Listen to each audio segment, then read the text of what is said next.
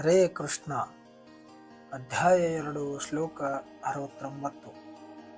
ಈ ಶ್ಲೋಕದಲ್ಲಿ ಯಾವುದು ರಾತ್ರಿಯಾಗಿದೆಯೋ ಸಕಲ ಜೀವಿಗಳಿಗೆ ಅದರಲ್ಲಿ ಎಚ್ಚರವಾಗಿರುತ್ತಾನೆ.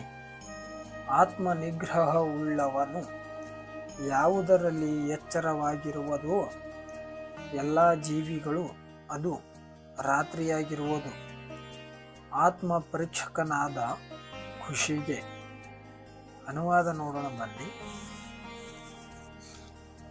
ಎಲ್ಲ ಪ್ರಾಣಿಗಳಿಗೆ ರಾತ್ರಿಯಾದಾಗ ಜಿತೇಂದ್ರಿಯನಿಗೆ ಎಚ್ಚರವಾಗಿರುವ ಕಾಲ. ಎಲ್ಲ ಪ್ರಾಣಿಗಳಿಗೆ ಎಚ್ಚೆತ್ತಿರುವಾಗ ಕಾಲವಾದಾಗ ಆಂತರ್ಯ ಪರೀಕ್ಷೆಯನ್ನು ಮಾಡಿಕೊಳ್ಳುವವನೇ ಮುನಿಯ ರಾತ್ರಿಯಾಗುತ್ತದೆ. ಭಾವಾರ್ಥ ನೋಡೋಣ ಬನ್ನಿ. ಬುದ್ಧಿವಂತರಲ್ಲಿ 2 ವರ್ಗಗಳು. ಒಂದು ವರ್ಗದವರು ಇಂದ್ರಿಯ ತೃಪ್ತಿಗಾಗಿ ಮಾಡುವ ಐಹಿಕ ಚಟುವಟಿಕೆಗಳಲ್ಲಿ ಬುದ್ಧಿವಂತರು. ಇನ್ನೊಂದು ವರ್ಗದವರು ಆಂತರ್ಯ ಪರೀಕ್ಷೆ ಮಾಡಿಕೊಳ್ಳುವವರು ಮತ್ತು ಆತ್ಮ ಸಾಕ್ಷಾತ್ಕಾರದ ಕೃಷಿಯಲ್ಲಿ ತೊಡಗಿದವರು.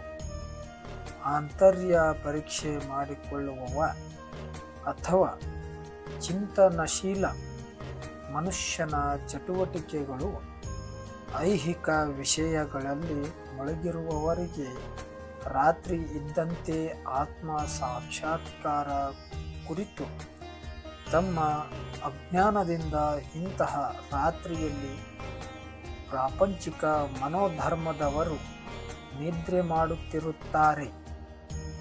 ಪ್ರಾಪಂಚಿಕ ಮನೋಧರ್ಮದವರು ರಾತ್ರಿಯಲ್ಲಿ ಆತ್ಮ ಪರೀಕ್ಷೆಗೆ ಮಾಡಿಕೊಳ್ಳುವ ಋಷಿಯು ಜಾಗೃತನಾಗಿರುತ್ತಾನೆ. ಆಧ್ಯಾತ್ಮಿಕ ಸಂಸ್ಕೃತಿಯ ಕ್ರಮವಾದ ಪ್ರಗತಿಯಲ್ಲಿ ಖುಷಿಗೆ ದಿವ್ಯಾನಂದವಾಗುತ್ತದೆ. ಆದರೆ ಪ್ರಾಪಂಚಿಕ ಚಟುವಟಿಕೆಗಳ ಮನುಷ್ಯನು ಆತ್ಮ ಸಾಕ್ಷಾತ್ಕಾರದ ವಿಷಯದಲ್ಲಿ ನಿದ್ರಾವಶನಾಗಿದ್ದು ಬಗೆ ಬಗೆಯ ಇಂದ್ರಿಯ ಸುಖಗಳ ಕನಸನ್ನು ಕಾಣುತ್ತಾನೆ. ತನ್ನ ನಿದ್ರಾವಸ್ಥೆಯಲ್ಲಿ ಒಮ್ಮೊಮ್ಮೆ ಸುಖ ಪಡುತ್ತಾನೆ, ಒಮ್ಮೊಮ್ಮೆ ದುಃಖ ಪಡುತ್ತಾನೆ.